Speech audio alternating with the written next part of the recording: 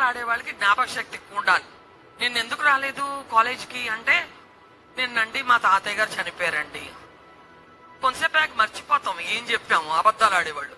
కొంతసేపు ఎంత ఇంకో లెక్చరర్ వచ్చి నేను ఎందుకు రాలేదు కాలేజ్ కంటే, నిన్న నాకు చాలా స్టమక్ పెయిన్ అండి. ఈ లోపు లెక్చరర్లు ఇద్దరు మరి స్టాఫ్ రూమ్ లో మాట్లాడుకుంటే అమ్మాయి అస్తమానం మాట్లాడేవాళ్ళు. కొంతసేపు ఎంత ఇంకో లెక్చరర్ వచ్చి నేను ఎందుకు రాలేదు కాలేజ్ కంటే, నిన్న నాకు చాలా స్టమక్ పెయిన్ అండి. ఈ లోపు లెక్చరర్లు ఇద్దరు మరి స్టాఫ్ రూమ్ లో మాట్లాడుకుంటే అమ్మాయి అస్తమానం మానేస్తుంది. నేను ఎందుకు మానేసిందంటే, పాప వాళ్ళ తాతయ్య గారు చచ్చిపోయారంటండి. నాకు అలా చెప్పలేదేంటి, అది చాలా ఇంపార్టెంట్ విషయం కదా. లేదండి కడుపు నొప్పి. పాపం ఈ జ్ఞాపక శక్తి సరిగా లేకపోవడం వలన అబద్ధాలతోటి ఇద్దరు లెక్చరర్స్ వచ్చి ఏకి పారేస్తారు, ఎందుకు అబద్ధాలు ఆడుతున్నామని. మా హాస్టల్లో పిల్లలు చాలా మందికి అలవాటు, నోరు తెరిస్తే అబద్ధాలతోనే బతుకుతారు. దేవుడు వాళ్ళని మార్చును గాక, దేవునికి స్తోత్రం, హల్లెలూయా.